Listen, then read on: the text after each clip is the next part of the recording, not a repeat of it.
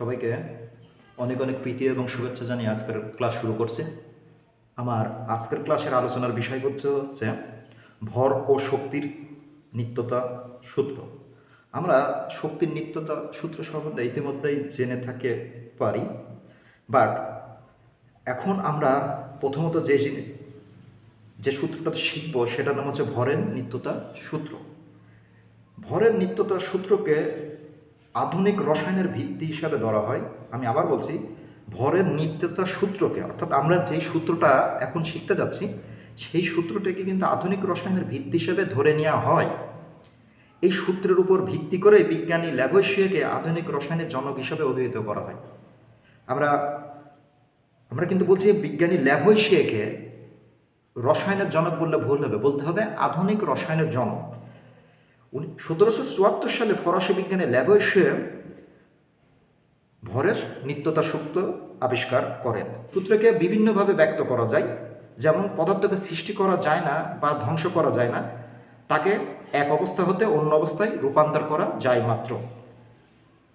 আবার যে কোনো রাসায়নিক বিক্রিয়ায় উৎপন্ন পদার্থসমূহের মোট ভর বিক্রিয়কগুলোর মোট ভরের সমান থাকে। এভাবেও এই সূত্রটাকে ব্যাখ্যা করা যায়। যেমন ম্যাথমেটিক্যালি বিষয়টাকে এভাবে ব্যাখ্যা করা যায়,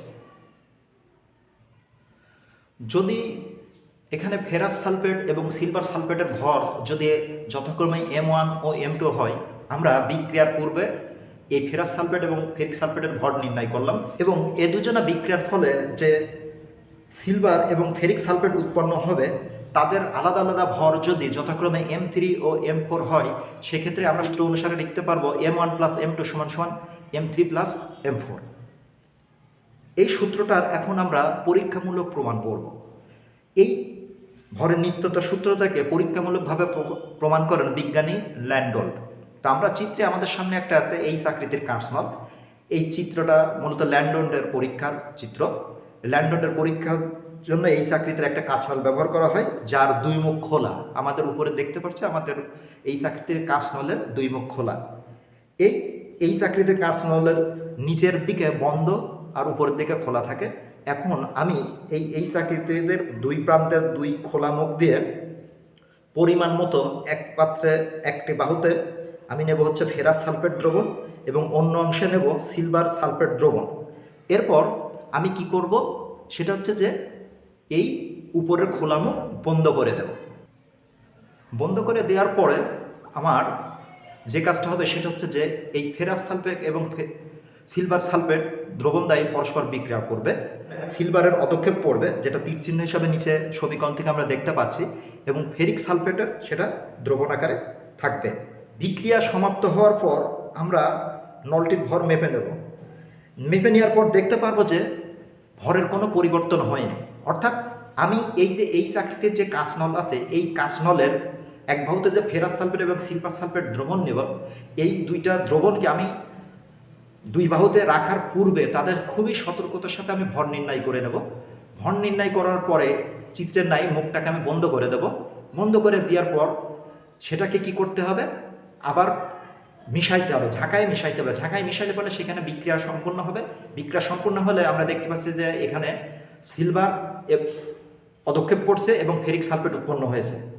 এবার যদি আমি উৎপন্ন সিলভার এবং ফেরিক সালফেটের যদি ভর নির্ণয় করে যদি যোগ করি, দেখতে পারবো যে বিক্রিয়ার পূর্বে এক্ষেত্রে ফেরাস সালফেট এবং বিক্রিয়ার পূর্বে ফেরাস সালফেট এবং সিলভার সালফেটের যে ভর ছিল, বিক্রিয়ার ফলে যে উৎপন্ন পদার্থ হয়েছে তাদেরও ভরের দুজনের যোগফলের সমান হবে। অর্থাৎ এক্ষেত্রে যে ফেরাস সালফেট এবং ফেরিক সালফেটের ভর M1 যথাক্রমে M1 ও M2 হয়, এবং উৎপন্ন পদার্থ সিলভার এবং ফেরিক সালফেটের ভর যদি M3 M4 হয়, সেক্ষেত্রে আমি সূত্র অনুসারে বলতে পারবো যে M1 যোগ M2 সমান সমান M3 যোগ M4, যেটা পূর্বেই দেখানো হয়েছে।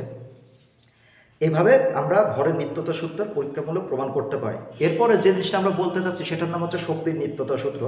শক্তির নিত্যতা সূত্র আসলে আমরা এর আগে অনেকভাবে পড়ছি।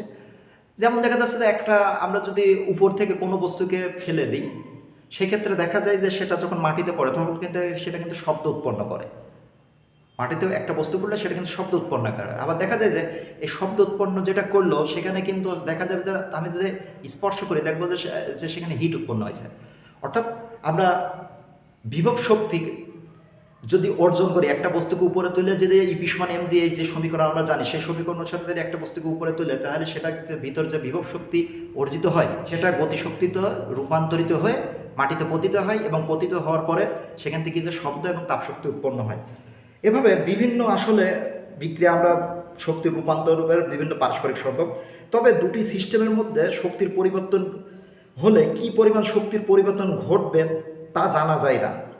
শক্তি যখন এক রূপ থেকে অন্য রূপে পরিবর্তিত হয় তখন শক্তির কোনো ক্ষয় হয় না, ফলে প্রকৃতপক্ষে কোনো শক্তি সৃষ্টি বা ধ্বংস করা সম্ভব নয়।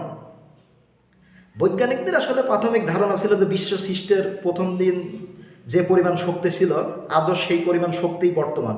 সুতরাং সূত্রের আকারে বলা যায় যে কোনো নির্দিষ্ট সিস্টেমে উপস্থিত শক্তির মোট পরিমাণ সর্বদা ধ্রুবক থাকে, এবং যে কোনো পরিবর্তনে কোনো প্রকার শক্তির বিলোপ ঘটলে ঠিক কোনোভাবে অপর শক্তির সেক্ষেত্রে উদ্ভব হয়। অর্থাৎ আমাকে মনে রাখতে হবে যে শক্তি একটা অবিনশ্বর একটা বিষয়। শক্তি অবিনশ্বর বলে সিস্টেমে কোনো প্রকার কোনো ধরনের শক্তির বিলোপ ঘটলে তুল্য পরিমাণ অপর কোনো শক্তির সৃষ্টি হয়। এই সূত্রটিকে শক্তির নিত্যতা বা শক্তির সংরক্ষণ সূত্র বলা হয়।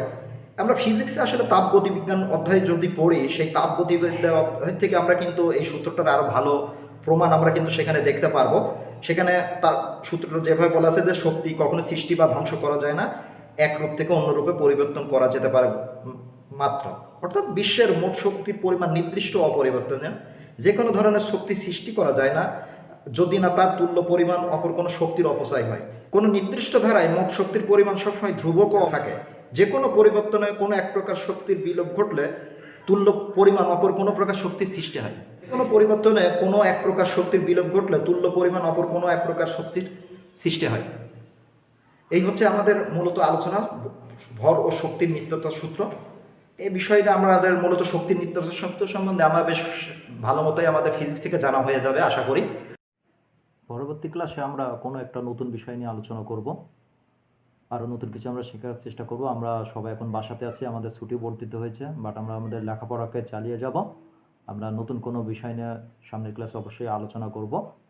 সবাইকে সে পর্যন্ত শুভেচ্ছা জানাচ্ছি, যাতে সবাই সুস্থ মনে সুস্থ দেহে থাকতে পারে এবং লেখাপড়ার সাথেই থাকতে পারে।